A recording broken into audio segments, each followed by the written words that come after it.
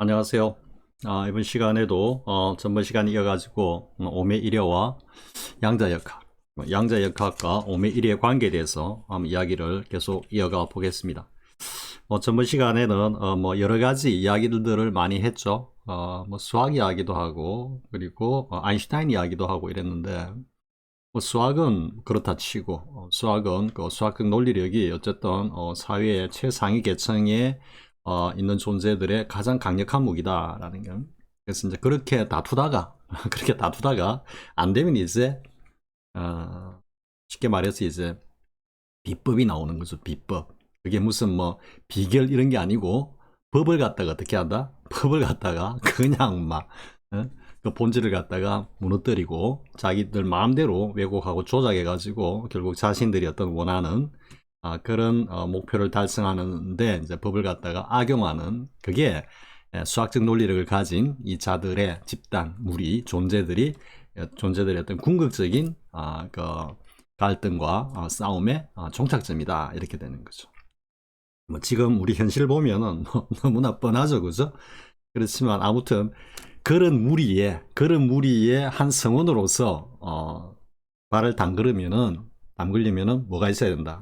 기본적으로 어쨌든 수학적 논리력을 갖춰야 된다. 수학적 논리력을. 그것을 바탕으로 해야만 그런 어떤 그룹과 소위 말해서 파트너가 되는 파트너십, 동업자로서 뭐 이래 이제 행세를 할 수 있다 이래 되는 거죠. 물론 이게 이제 사회의 어떤 정의라든지 합리적인 이성이라든지 아니면 뭐 불법의 어떤 그런 도리에서 보아도 뭐 결코 이 권장할 만한 것은 아니지만 현실 사회는 그렇게 돌아가고 있다라는 이야기고요. 이제 아인슈타인 이야기는 뭐였냐면은 제가 자꾸 헤오 점수에 아인슈타인을 갖다가 이렇게 대입을 시켰죠, 그죠? 뭐 대입이라기보다 대체를 시켰죠. 그러니까 아인슈타인이라고 하는 그 희대의 이론 물리학의 어떤 천재, 그죠? 천재가 양자 역학을 갖다가 과학이 아니다, 저거는 이렇게 부정한 것은 해오점수문에서 소위 말해서 오매이려를 갖다가 그런 건 없다, 그건 망상이다라고 하는 것과 똑같다 이런 이야기죠. 뭐 더 나아가지고 뭐 청정법신 이런 거는 솔직히 이야기하잖아요. 해오점수에서 그 시부도의 8단계 그 경지에 대해서는 뭐라 오직 모를 뿐 그건 몰라 모른다고 하면서도 그것을 다 아는 것처럼 이야기하죠. 그죠? 오직 모를 뿐이라 했는데 그 청정법심 자리와 관련한 이야기가 나오면은 그 선을 갖다가 초월하는 그 선까지 다 아는 것처럼 말씀들을 하신단 말이에요. 해오에서. 이제 그런 것이 문제다라는 이야기죠. 그러니까 아르마리의 분별식을 가지고 뭔가를 재단을 하려고 하는데 도저히 접근할 수 없는, 그러니까 앞에도 비유했지만 뭡니까?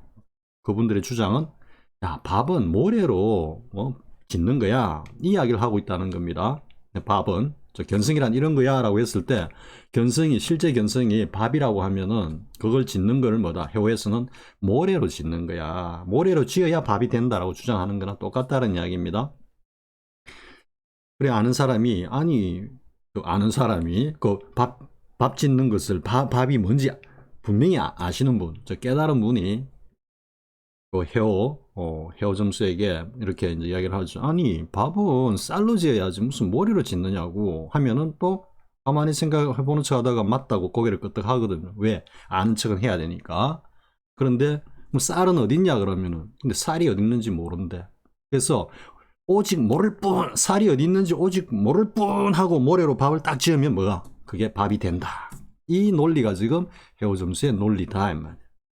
차라리 이제 아인슈타인 같이 몰라, 그럼 과학도 아니야 라는 이야기는 뭡니까? 아인슈타인이 나 양자역학 그거 도저히 모르겠어 이 소리입니다. 그렇게 아인슈타인 같이 아예 모르겠다 라는 식으로 과학도 아니야 뭐 이렇게 이야기를 하든지. 그러니까 어떻게 보면 뭐 헤어 점수에서 그렇게 얘기하죠. 그러니까 진정한 깨달음은 헤어 점수의 깨달음이고 도노 돈수의 깨달음은 저거는 진정한 깨달음이 아니다. 저기서 도노하고 난 다음에 어떻게 해야 된다?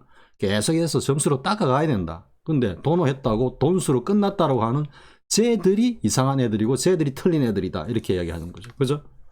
그러니까 양자 역학에 대해서 과학도 아니다라고 하는 아인슈타인의 그 어떤 일갈이 뭐 이래 중의적으로 다 우리가 이해할 수 있는 부분이다 이런 말이죠. 그러니까 솔직함을 털어놓았다라고도 할 수 있고, 왜 오직 모를 뿐 하는 거는 그거는 솔직함을 털어놨다고 볼 수도 있지만, 또 한편으로는 그 해오 점수가 돈수를 갖다가 도노 후에 점수를 해야 되는데 안 한다라는 그런 어떤 고집스러운 주장을 가지고 할 때는 또 뭐다? 양자의 그쪽은 과학도 아니야라고 하는 아인슈타인의 그 태도와 닮아 있다 이런 이야기죠. 자, 이제 이해가 되겠습니까?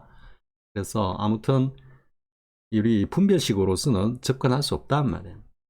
양자역학 앞 영상에서 가장 기본적인 그 요체를 보았죠, 그죠? 그러니까 이중슬릿 실험을 통해서 완전 진공 상태에서는 완벽하게 파동의 결과로 드러나는데, 그게 뭔가 관측이 있으면은, 즉 완전 진공 상태가 깨어지면은 이래 되는 거예요. 왜냐하면은 그 완전 진공이라는 것은 어떤 뭐 시각적이라든지 뭐든지 일체 에너지가 다 소멸된 완벽한 어떤 공의 자리인데, 거기서 관측이라든지 뭔가 이런 게 있다면은 그 외에 다른 에너지가 그걸 간섭하는 거기 때문에 그게 결 어긋남을 일으키고 파동함수가 무너지면서 뭐가 된다? 그 파동이 입체로 변환한다.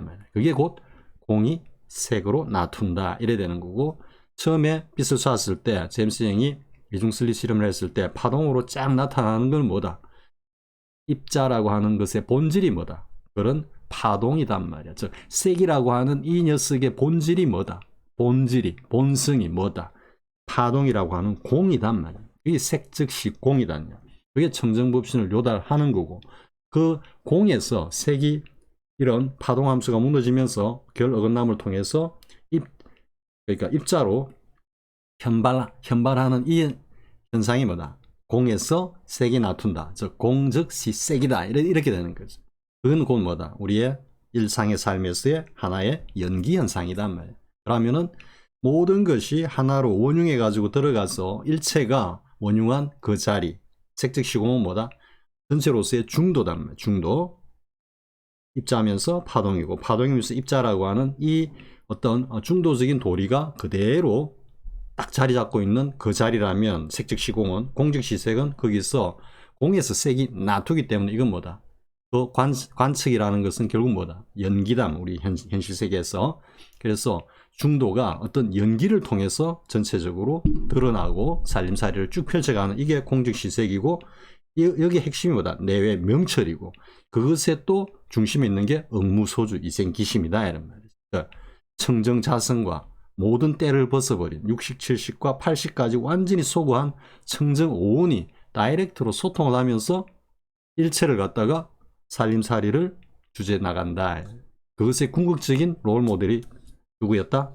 석가세존의 일대사고 행장이었고, 그 석가세존의 삶을 그대로 빼닮은 성철스님의 일대사였고 행장이었다. 이렇게 정리가 된다라는 이해가 되겠습니까? 그래서 여기까지가 앞 시간에 했던 이야기들, 또 어쨌든 이번 시간을 또 이렇게 이어가는 데 있어 가지고 베이스 캠프로 다시 한번 정리를 한 겁니다. 정리를 한 건데요. 근데 이제 여기서 제가 하나 이제 이야기하고 싶은 것은 저는 뭐 댓글창을 갖다가 다 열어놓고 있죠, 그죠? 열어놓고 있는데 뭐 사실 열어놓고 있는 분들이 거의 없더라고요, 보니까. 간혹 있으십니다. 근데 그분들 댓글창을 열어놓고 있으신 분들의 공통점은 뭐냐면은 자신의 법에 대해서 확고한 신념을 가지신 분들이다. 확고한 신념. 그리고 실참 실수를 통해 가지고 자신의 어떤 그 공부에 대해서 어떤 질문이 들어오더라도 그것을 갖다가 회피하지 않고 이렇게 소통을 할 수 있는 그런 어떤 그러니까 제 소견에서 봤을 때 그런 어떤 공부의 수준에 있으신 분들은 댓글창에 대해서 별로 이렇게 쉽게 말해 열어놨다라는 이야기는 그 별로 개의치 않는다라는 이야기죠. 사실 그 댓글창이라는 걸 보면 이제 전에 제가 이제 그 뭡니까 양자역학이 불교의 아젠다를 갖다가 다 증명하고 있다라고 하는 영상 9편을 냈죠, 그죠? 그랬을 때 그 처음이 아마 색즉시공이고 두 번째가 온개공이고 다음에 공즉시색 아마 이렇게 됐을 겁니다. 그때 선임분으로 생각이 되는데요. 오셔가지고 막 엄청난 그 장문의 글로서 제가 도저히 막 이 응답을 하기에 엄두가 안 날 정도로 아주 긴 내용으로 그러니까 파동이 공이 아니다. 파동이 공이 아니다. 아닌데 왜 그렇게 모르는 소리를 가지고 그렇게 뭐 떠드느냐 이렇게 말씀을 하셨더라고요.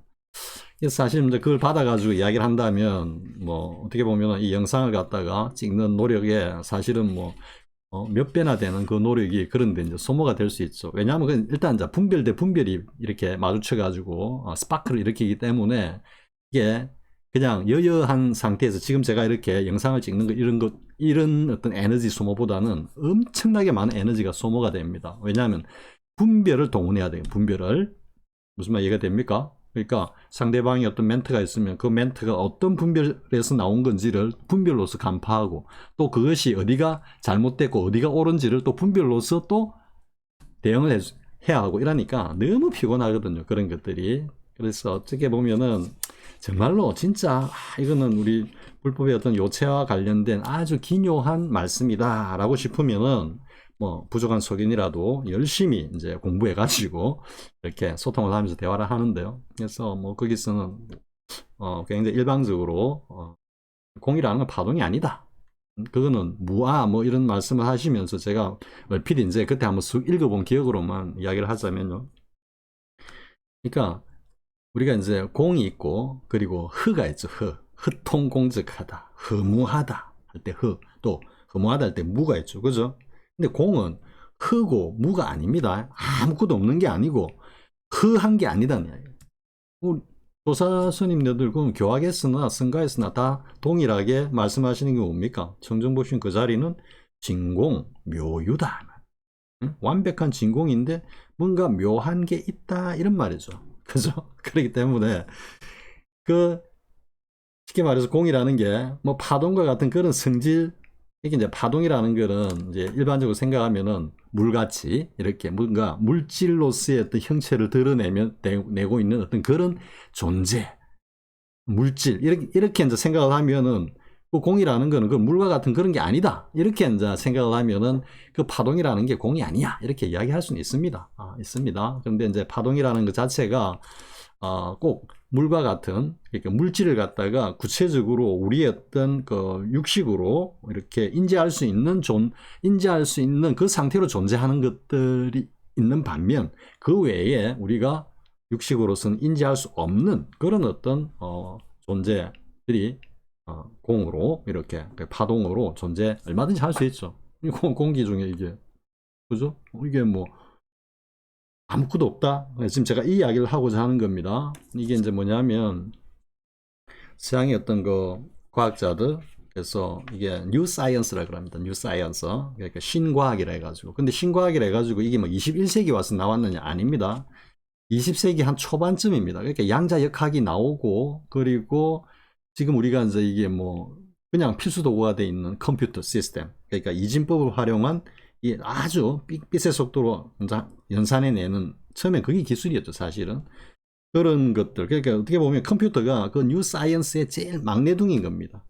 제일 저열한 레벨의 기술이다. 이렇게 보면 됩니다. 이 컴퓨터 사이언스가. 이제 그때 나온 것들이 뭐냐면은 소위 말하는 어떤 그 텔레포테이션. 그러니까 공간의 어떤 순간적인 이동. 이런 것들요. 그런 것 갖고 이제 혹시 뭐 아시는 분도 아시겠지만 버뮤다 삼각지대에서 갑자기 어떤 존재가 사라지는 게 이게 텔레포테이션이 아닐까? 그러니까 구체적으로 뭐 거기 나오는 내용들은 아래층에서 어떤 물체가 있었는데 뭐 실험을 통해서 보니까 금방 위층에 그 물체가 있더라 이래 되는 거거든요. 차단이 돼 있는데 근데 그런 걸 텔레포테이션을 그러죠. 공간 순간적인 이동 이런 등등의 어떤 내용을 담은 그리고 이제 쉽게 말해서 우리가 UFO의 그 수직 이착륙 있잖아요. 지금 이건 하잖아요. 우리 충분히. 그러니까 항공모함 같은 데서 그대로 수직 이착륙을 하잖아요. 붕 하는 거. 그럼 결국 그 수직 이착륙을 할 때 어떻게 한다? 아래로 소위 말해 로켓 발사하듯이 아래로 쫙 강력한 에너지를 갖다가 분출해 가지고 그 반작용으로 반탄력으로 뜨고 또 내릴 때도 그만큼 반탄력의 에너지를 쏟으면서 이 중력이 끌어당기는 힘을 갖다가 그러니까 삭감하면서 서서 이렇게 내려앉잖아요. 그죠? 그러니까 원리는 똑같다는 이야기예요. 그래서 이제 이런 내용을 담고 있는 책이 하나 있거든요. 책이. 그래서 이제 그 책의 제목은 반중력의 과학입니다. 반중력. 이렇게 anti-gravity, 뭐 science 이렇게 영어로 하면 그래 될 수 있겠네요. anti-gravity, gravity라고 해야 되겠죠.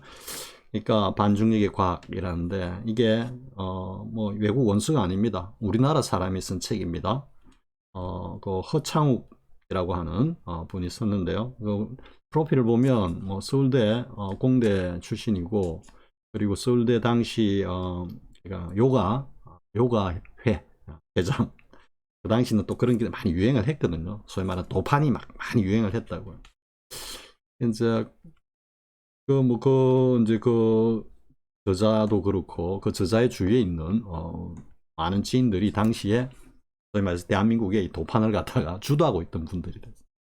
근데 이게 이제 도판하고도 도하고도 소위 말하는 그 도하고도 관련이 되는 이야기일 수도 있거든요. 있는데 아직까지도 판매가 되고 있습니다. 보니까 제가 교보문과 알라딘하고 보니까 판매가 되고 있는 것 같은데, 출판사는 모색입니다. 우리가 무슨 모색한다 이렇게 되죠. 제가 뭐 그 책을 읽은 지는 뭐 한 20년이 더 됩니다. 솔직히 한 20년, 1999년인가 나왔으니까 뭐 한 20년 가까이 될 것 같습니다. 그 뒤에 읽었으니까요. 그 책을 이제 제 고등학교 동기 녀석한테, 친구한테 이렇게 이제 이런 책인데 한번 보라고 주더라고. 가져와가지고 밥도 안 먹고 두 번을 단숨에 읽었습니다. 두 번을 단숨에. 제가 문과거든요. 문과. 문과인데 그 이과 영역이라고 할 수 있는 그 과학사가 정말 흥미진진한 겁니다.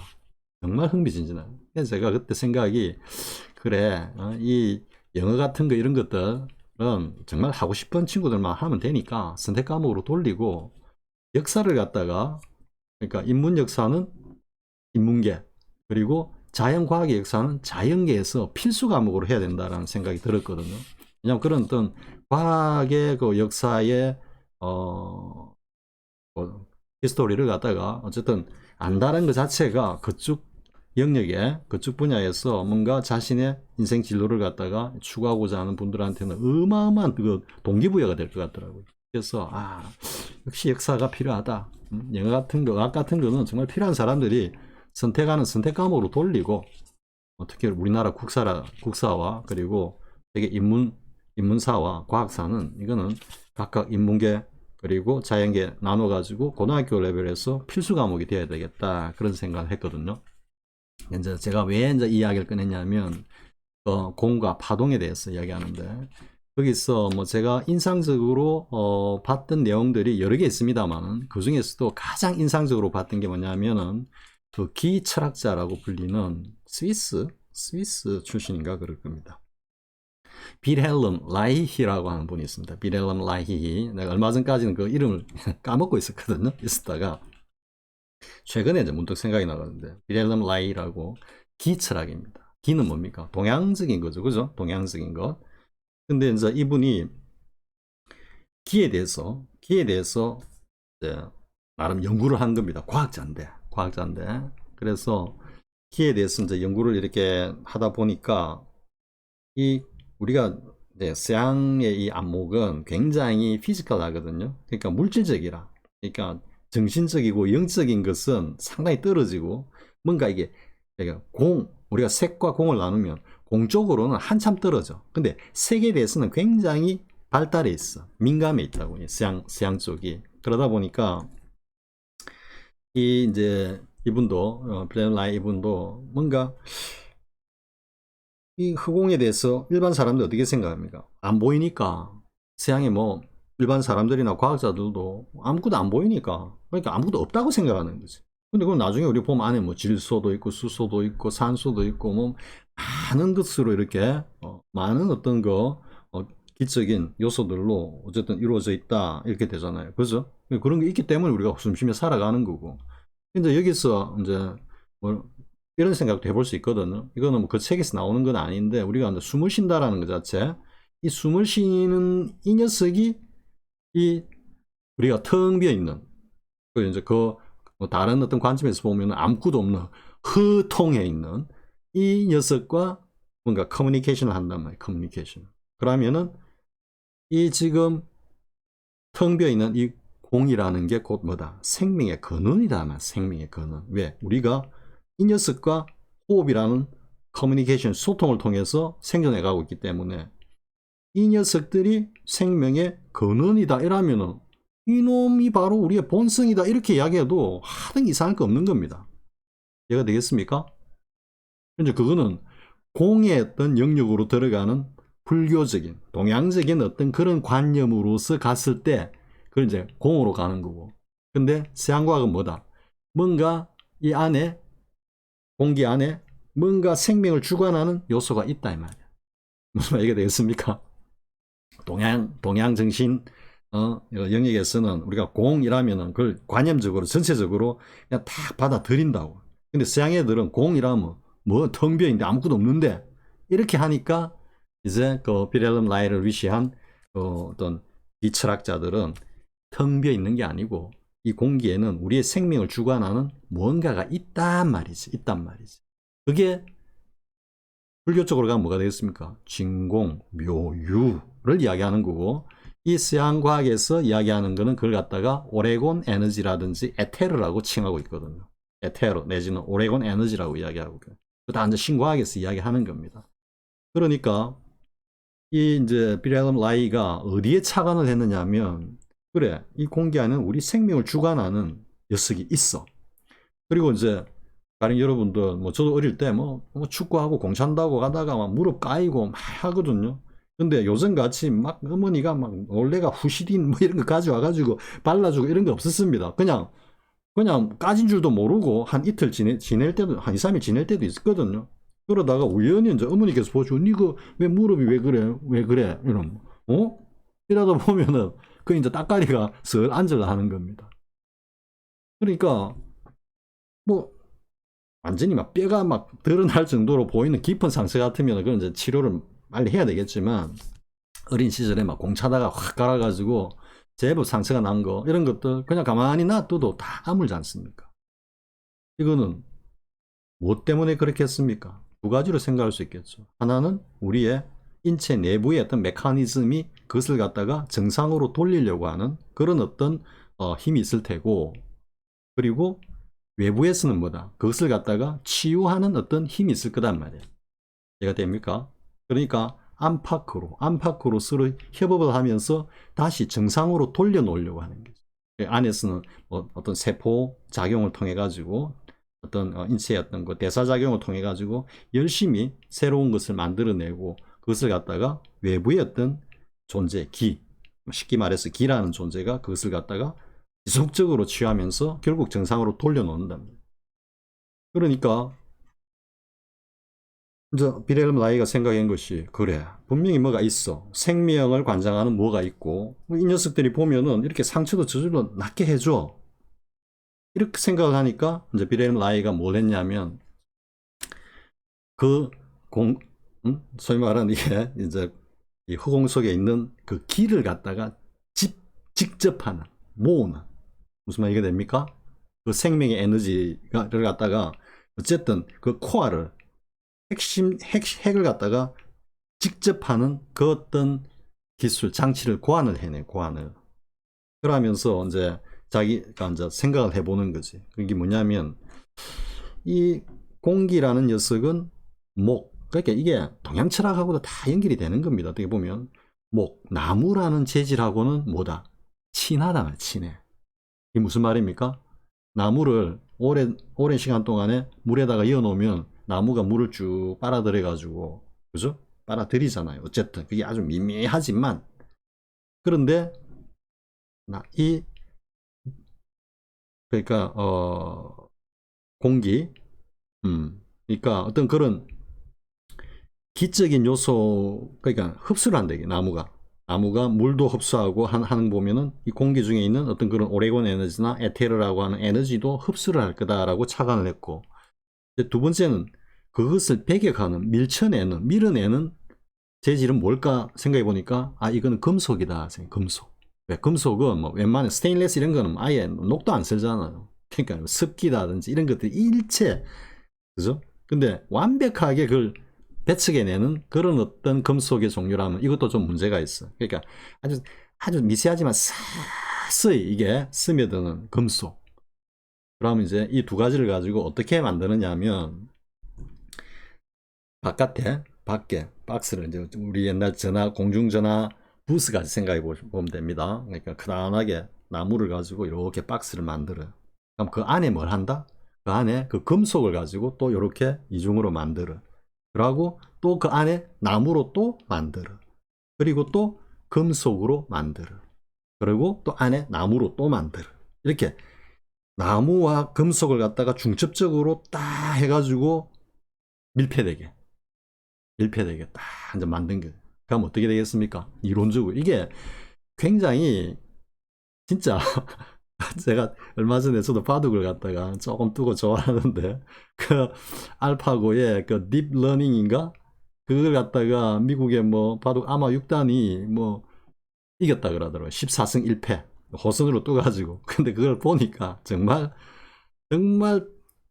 뭐라고 이게 뭐 기상천외한 방법으로 이기더라고요. 그러니까 그런 어떤 천재들이 다 있다니까. 그걸 천재라고 해야 될지, 물론 어떤 인사이트 통찰력이 탁 올라와가지고 야 이거 이런 되는데, 근데 사실은 그분의 이게 아니고 그분이 이제 컴퓨터 공학의 박사 과정을 밟고 있는데, 이 그 구글의 딥러닝 그 시스템의 어떤 단점을 갖다, 말해서 버그 같은 걸 갖다가 한번 자기가 찾아내겠다고 했는데, 그걸 갖다가 결국은 바둑을 통해 가지고 알파고를 가지고 그런 버그를 찾아낸 거죠.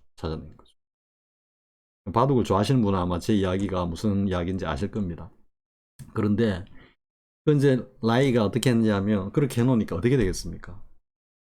외부에서 그 기가 계속 바깥 나무가 쭉 이렇게 빨아들이겠죠, 그죠? 그러다가 금속이 딱 막히잖아요. 그러면은 밖에서는 많은 양이 들어오고 이 금속이 밀어내는 양보다는 계속 쌓이니까 아까 조금씩 들어온다 그랬죠. 금속을 투과한다.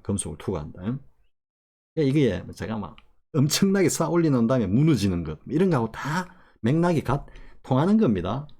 그러니까 계속 그래 두니까 이제 기가 쭉 나무를 통해 들어왔다가 금속에 막혔지만 밖에서 들어오는 양이 훨씬 많으니까 조금씩 금속을 이제 뚫고 들어갔다가 나무를 만나면 또 훅 들어가는 거지. 그러다가 또 금속을 만나면 또 조금씩 들어갔다가 또 나무를 만나면 훅 들어가고, 이렇게 해가지고 아주 긴 시간 동안에 그걸 갖다가 집적을 한 거지. 다른 어떤 뭐 기술 이런 게 하나도 안 들어가고 오로지 그렇게 장치만 딱 만드는 거야.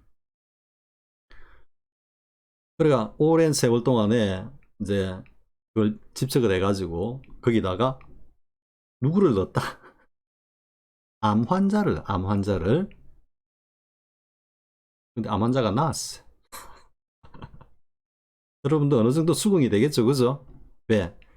그 첨첨밀밀하게 우리 생명을 관장하는, 그러니까 모든 것을 갖다가 자연의 상태로 돌리려고 하는, 원상으로 모든 것을 돌리려고 하는 그 힘, 기운, 어떤 메커니즘, 작용, 이것으로 완벽하게 가득 찬 그곳에 딱 들어가니까 암세포마저도 다 정상으로 회복된다는, 정상으로. 그래서 그 암 환자를 그 장치를 통해 가지고 치료를 했거든요. 근데 여기서 이제 여러분들이 뭐 암은 불치다 이렇게 지금, 그죠? 다들 알고 있죠, 그죠? 그런데 뭐 우리 그런 이야기 한 번씩 듣죠. 옛날에 이건희 회장도 그런 일이 있었나? 그러니까 무슨 암이다 하는데 다 미국으로 치료받으러 갔다라는 그런 기사가 한 번씩 나오거든요. 보면은 그냥 멀쩡해. 갔다 오면 다 나았어. 왜 그렇게 했습니까? 암을 치료하는 어떤 기술은 있다라는, 의료 기술이. 그 비렐름 라이라고 하는 그 과학자가 어쨌든 고안해가지고 그렇게 암 환자를 치유를 했는데, 근데 암 환자를 치유를 하지 못했으면, 이게 다 이제 반중력의 과학이라는 책에 나오는 이야기입니다. 제가 지어낸 이야기도 아니고, 못했으면 문제가 없어. 근데 이게 치료가 되니까 문제가 되는 거야. 왜 그렇겠습니까? 여기 치료가 되면 기존의 의학계는 밥그릇이 다 깨지는 거야. 밥그릇이. 이해가 되죠, 그죠? 그리고 미국 사회에서 가장 강력한 이익 집단 중에 하나가 의사협회거든. 의사협회. 우리 총기협회. 찰턴 헤스턴이 아직도 뭐 회장으로 있는지 모르겠지만 뭐 가장 막강하거든. 총기협회. 그러니까 그 총기 소지 금지를 원천적으로 못하는 겁니다. 입법이 될래야 될 수가 없거든. 왜? 엄청나게 파워 있는 녀석들을 쥐고 있으니까. 그러니까 이제 미국 의사협회에서 딱 딴지를 이제 들어온 거지. 어떤 명목으로 들어왔겠습니까? 만약에 치료를 하다가 치료가 안 되고 사람이 죽었다 이러면은 아무 소리 안 하고 넘어갔을 겁니다. 근데 왜 클레임을 걸었을까요? 치료를 했기 때문에. 그럼 어떤 방식으로 법적으로 문제를 삼았을까요? 불법 의료 행위를 했다. 불법 의료 행위를. 의사 면허도 없는 자가 비록 과학자라고 하지만 박사 뭐 닥터라는 박사라는 타이틀이 있긴 하지만 면허를 받은 의사가 아니거든. 그 면허를 받은 의사가 아닌 사람이 환자를 갖다가 치료를 했단 말이야. 이해가 됩니까? 이게 이제 집단 그 이익주의고 자기 밥그릇 챙기는 거죠. 그죠? 근데 어떻게 보면 당연한 겁니다. 자기가 의사라고 생각을 해보십시오. 의사. 근데 비레온 라이가 저렇게 했어. 그럼 당연히 뭐다? 불법 의료 행위로 날려야지. 자기 밥그릇을 챙기려면은. 그런데 그 비렐럼 라이의 그 암치유의 어떤 철학을 활용한 의료기술은 어딘가에 있을 거단 말이야. 그걸 누가 갖다 버리겠어요? 여러분이 그걸 목도하고 여러분의 어떤 그 힘으로 그걸 갖다가 내 것으로 만들 수 있을 것 같으면은 그걸 버리겠습니까? 당연히 내 거로 취하지. 누군가 취해갔다는 이야기죠. 누군가가. 그리고 이제 그 책에서 하는 이야기가 뭐냐면 미국이 전 세계 특허권의 한 80% 이상을 가지고 있어. 그러니까 한 90% 이상을 가지고 있어. 그런데 그 중에 80% 이상이 미국 내에서 개발한 특허가 아니라 다 미국 외의 나라의 것들을 갖다가 매수를 하든지 아니면 강탈한 거라. 이건 제 이야기가 아니고 그 책에서 저자가 그렇게 이야기하고 있습니다. 자, 그럼 여러분들이 이제 여기서 뭐 하나 지금 제가 이제 이 이야기를 하는 핵심 주제는 뭐냐면은 이 공기 중에 우리가 소위 말하는 이제 색공으로 나누면은 이 공이라고 하는 여기에는 그렇게 생명을 주관하는 무언가가 있다 이 말이야. 그건 이제 서양과학에서 말하는 오레곤이고 오레곤 에테르. 그런데 우리 동양 불교에서는 하는 말은 뭐다? 진공 묘유다. 그냥 묘유라고 이야기하는 거죠. 왜? 여기서는 오레곤 에테르라고 딱 정의를 해버리면 그 외의 거는 없다라는 이야기가 될 수도 있거든. 서양 과학에서는. 그런데 과연 그거밖에 없을까? 그죠? 그러니까 동양에서는 묘유라는 말로서 모든 걸 갖다가 원흉해서 아우르고 있다.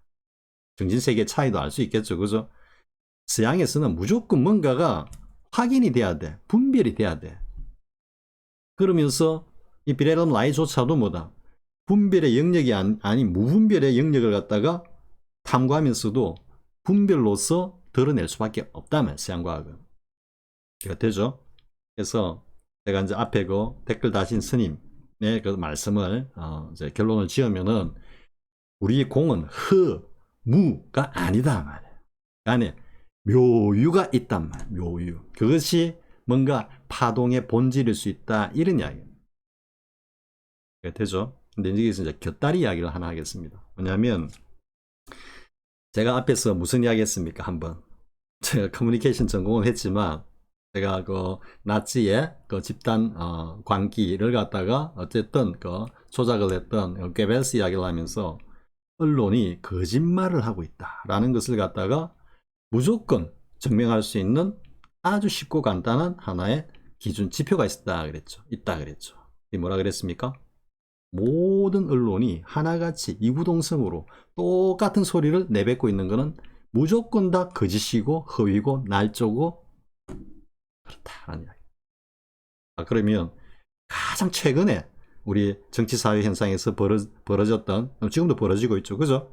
그런 현상을 여러분들이 한번 이렇게 유출을 해 보십시오. 과연 그런 사건이 있었나? 여러분들이, 이러면은 다 아신 겁니다. 진실은 그런 겁니다.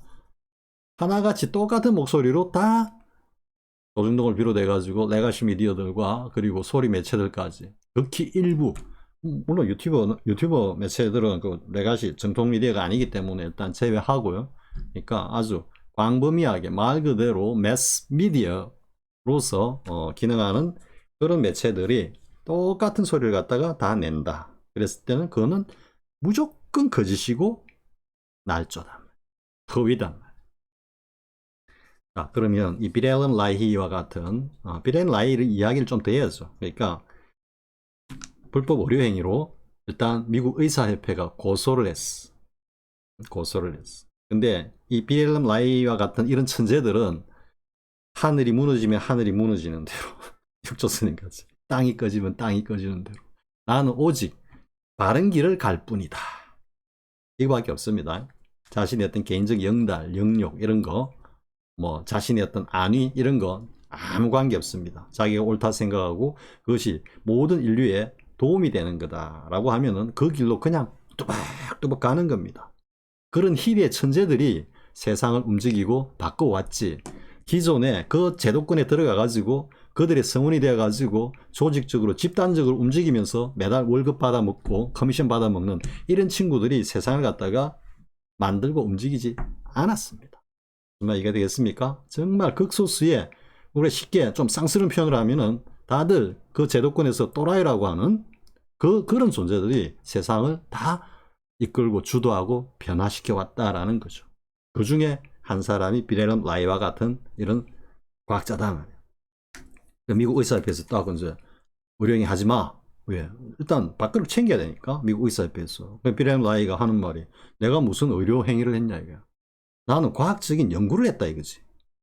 과학적인 연구가 의료행위라고 하는 것과 이게 충돌이 됐을 뿐이지, 겹쳤을 뿐이지, 내가 무슨 개인적인 어떤 그 이득을 위해 가지고 그리고 의식적으로 너희들 의사협회 의사들 너희들 밥그릇 뺏으려고 내가 한 거 아니단 말이야. 나는 오로지 인류의 어떤 행복과 그리고 평화를 위해 가지고 나의 소신껏 나의 연구를 했을 뿐이다. 그리고 그걸 실험을 했을 뿐이다. 이래 된 거예요. 그게 안 통하죠. 이 오염된 이 사회에서 그런 것들이 통한다면은 이미 세상은 석가모니 부처님이 출현할 필요도 없고 예수님께서 나오지 않으셔도 되었던 것입니다. 근데 그게 안 되니까 그렇게 되는 겁니다. 그러니까 미국 의사협회에서 이제 고소를 하죠. 불법 의료행위로. 그러니까 비렐런 라이가 버티는 거지. 무슨 소리야 지금? 나는 과학적 연구를 했을 뿐이야. 그런데 얼마 안 있어가지고 연구실이 화재가 나, 의문의 화재가 나. 그래가지고 연구 성과와 뭐 이게 다 탔다는데 이미 빼돌리고 난 다음에 태워버릴 수도 있겠지. 그러고 난 뒤에 비렐런 라이 교수가 이제 또 자리를 옮겨가지고 뭐 자신의 연구를 이어나갔겠죠. 그죠? 왜? 그런 어떤 그 위대한 고집은 어떤 뭐 무기 갖고 들이대도 그거는 꺾을 수 없는 겁니다. 그래가지고 계속해서 연구를 이어나갔는데 그 뒤로, 그러니까 이제 미 연방 대법원에서는 연구를 갖다 그만두고 거치고 뭐 손해배상을 하고 어떻게 해가지고 이제 패소 판결을 내렸지. 라이한테. 당연히 미 의사협회가 당연히 이기는 그런 소송이 되는 거죠. 근데 이제 그게 불복하고 이제 계속 나가니까 뭐 의문의 화재 사건이 나가 실험실 다 태워버리고, 그리고 또 뭐 장소를 옮겨가지고 연구를 하는 도중 비렐런 라이는 의문의 사고를 당하면서 죽거든요. 이 과학의 그 과학사 이면의 어두운 측면들이 이제 이렇게 많이 있다라는 거를, 그런 어떤 불세출의 어떤 그런 기술을 둘러싸고, 그럼 여러분들 우리 역사에서도 현대사에서 이런 경우가 없었습니까? 미국에서는 우리 뭐 한인교 포로 해가지고 당시 막 총기 사건의 그 죽음으로 조모라는 젊은 친구를 미 전체 언론이 이 친구가 이 녀석이 범인이 돼가지고 한번 막 융단 폭격을 한 적이 있거든요. 그때도 사실은 진실은 어디에 있는지 알 수 없었다고. 왜? 걔들이 똑같이 그 조모라는 친구를 갖다가 살인범으로 그냥 몰아갔습니다.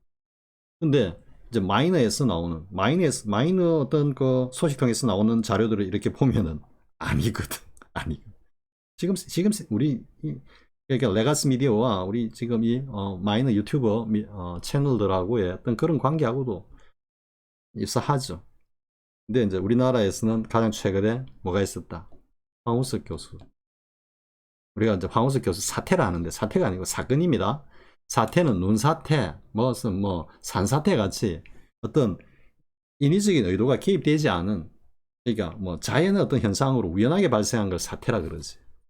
그러니까 옛날에 뭐 광주 5.18 광주 이거를 갖다가 광주 사태라고 그렇게 표현한 것도 그게 다 이 커뮤니케이션에서 일종의 어떤 그러니까 이렇게 주물럭거린 겁니다. 이게 용어 하나라도. 네, 그건 우연히 일어난 거다. 이런 식으로 이제 몰고 가기 위해서 그런 거고. 그러니까 우리가 강도 사태, 뭐 절도 사태 이렇게 말 안 하지 않습니까? 다 사건이라고 붙이죠. 사건이라는 것은 그게 일정한 의도나 설계가 되어 있다 이 말이죠. 그러면 황우석 교수 사태냐, 황우석 교수 사건이냐? 사건이다, 사건. 당시 어떻게 됐습니까? 모든 미디어들이 그러다가 또 누구? 서울 의대 출신들의 그 카르텔. 그리고 이 서울의대와 연결되어 있는 미국 의사협회에 또 좀 힘있는 방귀깨나 끼는 친구, 이렇게 연합 세력이 돼가지고 우리나라 전체 언론과 함께 그냥 황우석 교수를 융단 폭격을 해버렸지. 그럼 뭐다? 내가 말하는 기준에서는 걔들이 사기를 친 거예요. 오히려 지금은 어떻게 돼가 있겠습니까? 줄기세포. 당시에 그 줄기세포 가지고 당시에 그랬습니다. 이게 상용화되고 정말로 의료기술로서 하면은 우리나라 국민 전체가 세금을 안 내도 된다 이랬습니다. 세금을. 거기에서 나오는 그 창출되는 부가 몇백조, 당시 돈으로 몇백조를, 1년에 몇백조를 넘는다 했으니까 그때 우리나라 전체 예산이 한 100조 될까 말까 그래요. 아마 그랬을 겁니다. 그러니까 그 줄기세포 기술이 의료적으로 활용이 돼 가지고 전 세계에 우리가 줄기세포에 대한민국이 메카가 되고 뭐 이런 이야기들이 많이 있었습니다. 사실 그 의료 카르텔이 나서 가지고 미국의 지금 교수 이름이 모르겠는데 그 양반하고 이렇게 손을 잡고 황우석 교수를 막 때리치기 전에는 정말로 장밋빛, 그러니까 뭐 1년에 수익이 몇백조라 몇백조. 그러니까 당시에 우리나라 예산보다도 훨씬 많기 때문에 우리 국민들이 세금 안 내고 돈을 받아가면서 국가로부터 정부로부터 돈을 받아가면서 살아갈 수 있다고 할 정도로 어마어마한 어떤 부의 그 창출을 갖다가 기대했던 그런 기술이었거든. 근데 그게 어느 날 일방적으로 황우석 교수를 갖다가 때리면서 이제 황우석 교수는 사기꾼 이렇게 됐다. 제 굉장히 친한 선배 중에 선배나 뭐 친구나 뭐 친구인지 선배인지 모르는 그런 어떤 한해위 선배가 서울대 나와가지고 당시 이제 개인 그 이제 의원이죠. 병원이 아니고 의원을 하고 있었어.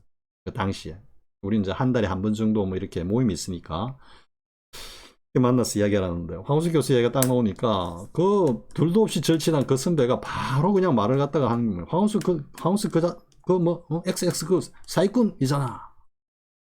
딱 잃어버리더라고. 그래서 정말로 그러니까 이제 의사들이나 아니면은 뭐 법조 판검사나 변호사들 뭐 제 주위에도 이렇게 보긴 많이 봅니다만은 이런 어떤 그 필드에서 잡을 가지고 있는 분들 중에 그러니까 다는 그렇다는 건 아니지만 그 면허를 취득하고 난 다음에 그러니까 뭐 사법연수원을 나와가지고 변호사가 된다든지 판검사 임용을 받는다든지 또는 이제 의사 면허를 가지고 의사직을 한다든지 뭐 이렇게 아주 프로페셔널한 그런 쪽에 이제 딱 스타트를 하면은 그동안 이렇게 접해왔던 모든 지식과 완전히 차단해버리는 그런 분들도 있습니다. 그런 분들. 그러니까 오로지 그냥 그 자신이 누리고 있는 프로페셔널 하는 그 잡을 갖다가 누리기에 바빠가지고 아예 모든 것을 갖다가 다 도외시해 버리는 겁니다. 그러니까 이제 그런 분들하고 대화를 해보면 말이 안 통합니다. 문학, 역사, 철학, 예술, 스포츠 이런 데에 대해서 깜깜합니다. 진짜 칠통입니다. 칠통. 그리고 모든 대화가 오로지 자신의 현재 지위와 자신이 누리고 있는 그리고 자신이 추구하고 있는 권력이나 부 이거 외에는 대화가 안 되는 거예요. 대화가. 이해가 됩니까? 그런 분들이 있습니다. 그런 분들이 있습니다. 우리도 흔히 지금 목도하고 있습니다. 흔히 목도하고 있습니다. 그래서 황우석 교수가 어쨌든 버티죠. 처음에는 버티고 하다가 결국은 이제 안 되죠. 이게 그 위에서 최고의 어떤 그 권력 집단들이 그것도 카르텔을 형성해 가지고 미국 의료계와 함께 연결해 가지고 황우석 교수를 갖다 치는데 못 버티죠. 그래서 이제 결국은 포기하고 특허는 아마 미국으로 갔을 겁니다. 미국하고 뭐 서울대 의대 쪽에서 뭐 지분을 가지고 있는지 모르겠지만 아무튼 그래서 황우석 교수가 다시 이제 복제 연구로 이렇게 돌아서죠. 그죠? 돌아서고 그래갖고 이제 돼지 가지고 하는 그런 연구실을 따로 마련했거든요. 근데 그 연구실이 의문의 화재가 계속 나는 겁니다. 의문의 화재가. 비렐름 라이 이야기를 여기까지만 하겠습니다. 황우석 교수 이야기는 그 비렐름 라이히 예를 갖다가 그러니까 이제 역사 교육, 역사라는 게 중요하다라는 거죠. 그래서 그런 과학의 이면사에 대해서 또 미국의 어떤 특허권의 그 보유 현황 실태에 대해서 이렇게 알면은 황우석 교수 사건도 그런 어떤 측면이 있었구나라고 이제 어느 정도 이렇게 그 이면을 갖다가 뚫어보는 그런 어떤 안목이 생긴다 이런 이야기죠. 지금 이제 이야기가 뭐 댓글에 시작해가지고 이렇게 쭉 왔는데요. 왔는데 그럼 이제 오메이레와 양자역학에 대해서 이야기를 해보겠습니다. 사실 그러니까 지금까지 했던 이야기 쏙 빼버리고 지금부터 하는 이야기 정도의 분량은 앞 시간에 그냥 붙여가지고 했으면 뭐 1시간 조금 남짓해가지고 할 수 있었는데 제가 워낙 영상이 막 되게 길어지는가 싶어가지고 좀 지레 겁을 먹고 잘라버렸습니다. 지금부터 하는 이야기가 오메이리와 양자역학에 관련된 이야기입니다. 그러면 우리가 이제 앞에 이중슬릿 실험에 대해서 충분히 이제 이해를 했죠, 그죠? 그러니까 그게 입자할 때는 통과해가지고 뒤에 두 줄로 이렇게 쫙 나오고 그리고 파동일 때는 이게 간스 무늬가 생기면서 물결이 서로 이렇게 얽히듯이 뒤에 마치 뭔가를 이렇게 넓게 붓으로 이렇게 칠해 놓은 것 같은 그런 간스 무늬가 쭉 생긴다 그랬죠. 이게 이제 완전 진공일 때는 그렇는데 관측을 딱 하면은 입자로 딱 두 줄로 나온다 그랬죠. 그죠? 자, 그러면 이런 양자역학의 이중슬릿 실험의 과정에서 오메이려라고 하는 이 경계는 그 과정에서 어떤 좌표였냐면 그러니까 타임라인을 쭉 그리면은 어떤 타임라인 상에서 위치하는 게 오메이려냐 이 말입니다. 뭐 그냥 오메이려에서 쑥 가는 거 아니야? 뭐 이렇게 생각하기 쉬운데요. 이제 양자역학의 이중슬릿 실험을 다시 이제 또 이해를 해야 되는 겁니다. 그게 뭐냐 하면은 우리가 이제 쭉 가다 보면은 이게 관측을 하고 있다 생각해 보세요. 관측을 입자가 이렇게 이제 있는데 우리 관측을 하고 있으니까 이게 이제 계속해서 입자로 이렇게 그죠? 드러나지 않습니까? 그런데 어느 순간부터 이제 관측도 멈추고 그 박스 안을 갖다가 계속 진공으로 작업을 하는 겁니다. 무슨 말이가 되죠? 그러니까 일상의 어떤 거기서 관측하던 그 어떤 환경에서 완전 진공 상태로 한 방에 쫙 만드는 게 아니고 서서히 만들어가는 겁니다. 시간 타임라인을 두고 쫙 이렇게 가다 보면 그러니까 우리가 이제 보통 생각하면은 갔다가 완전 진공에 딱 들어가면은 이게 입자였던 게 바로 파동으로 확 바뀐다라는 생각을 하기 쉽죠. 우리가 이분법적으로 생각하면 그죠? 그러니까 가다가 입자가 진공이 되니까 공으로 파동으로 확 바뀐다. 근데 그게 아니라는 겁니다. 뭐냐면은 서서히 진행된다는 거예요. 서서히 시간을 두고 그러니까 입자로 이제 처음에는 완벽하게 나오다가 이것을 진공 상태로 점점 완전 진공 상태로 가져가는 상황에서 어느 시점쯤 되면 이제 입자들이 뭐다? 파동으로 변해 가지고 변하기 시작한다. 이해가 되겠습니까? 양자 역학의 이중슬릿 실험에 다시 한번 정리를 하면요. 이게 가다가 어느 시점에 입자가 파동으로 딱 변하는 게 아니고 점점 파동으로 이렇게 입자가 쓰러지면서 파동화 되어 간다라는, 어떻게 보면 너무 당연한 거죠. 그죠? 그럼 결국 이거는 뭐다? 그 안에 상태가, 박스 안의 상태가 점점점 이제 불완전 진공에서 이제 계속해서 완전 진공을 향해서 진공의 그 어떤, 쉽게 말해서 뭐 진공의 밀도라면 좀 이상하지만 진공의 그 강도, 우리 강도라고 그냥 관념적으로 이해를 해봅시다. 그러니까 완전 진공으로 나아가는 그 상태의 강도를 갖다가 점점 올리면 그게 맞춰서 입자도 서서히 이제 파동으로 변해간다니. 이게 양자 역학 이중 슬릿 실험에서. 그럼 반대로 어떻게 되겠습니까? 반대로 파동이었는데, 완전 진공에서 파동이었는데 그걸 조금씩 이제 불완전 진공 상태로 역으로 이제 만들어 간다는 거죠. 역으로 만들어 가면서 이렇게 나중에 관측을 해보면은 이게 파동이 어떻게 이제는 입자로 서서히 변해 간다는 이야기. 이거는 제가 그 양자 역학 이중 슬릿 실험에 관해서 제가 보고 들은 거였기 때문에 제가 직접 그 목된 건 아닙니다. 아무튼 양자 역학의 이론이 그렇다라는 이야기입니다. 그렇다라는 겁니다. 그러면 자, 이제 여러분들 오메 1회를 그 양자 역학의 이중 슬릿 실험의 그 타임라인 좌표상에다가 한번 그림을 그려 보십시오. 과연 어디일까? 6식 7식이 쭉 오다가 이제 완전히 흐물어지는 15도의 6단계에서 소가 흰색으로 쭉 이렇게 완벽하게 변해가는 그 시점 어느 정도부터 서서히 뭐가 되겠습니까?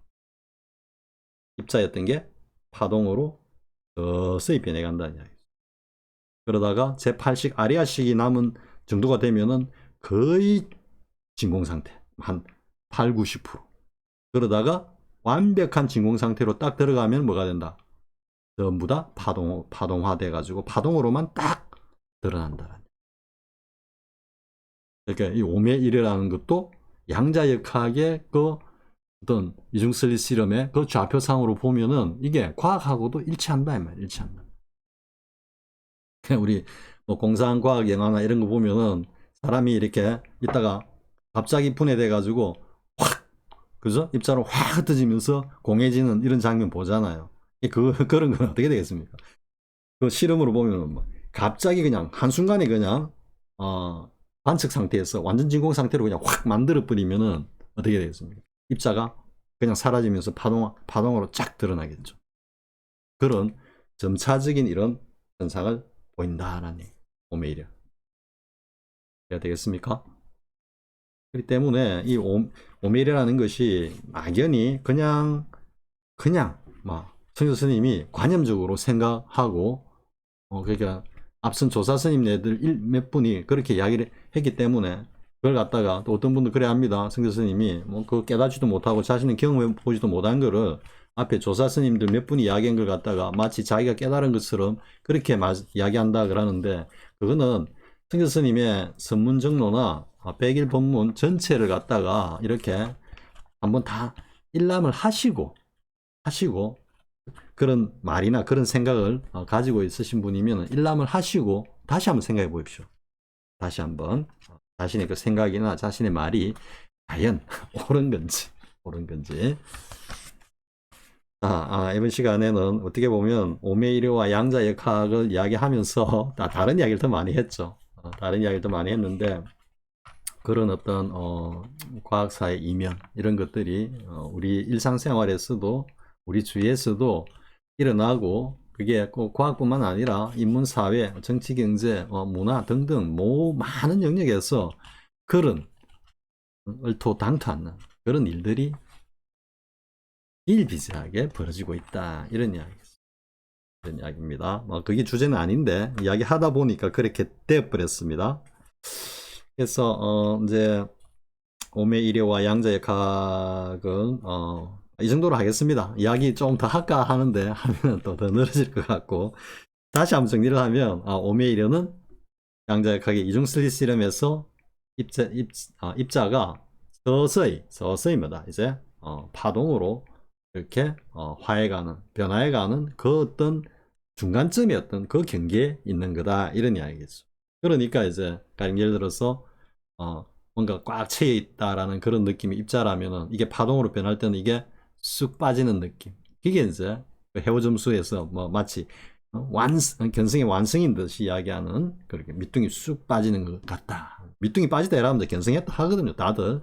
유튜브도 보면 청정법신을 봤다 하고 막 나는 본성을 봤다 이러고 막 자신하는 사람들이 이야기하고 있는 그런 데 가가지고 한번 이렇게 보면은 밑둥이 쑥 빠지면서 견성을 체험했다, 뭐 이런 이야기를 하고 있거든요. 청정법신하고는 108,000입니다. 밑둥이 빠지고 하는 그런 걸 누가 느낍니까? 다 온이 느끼죠, 온이.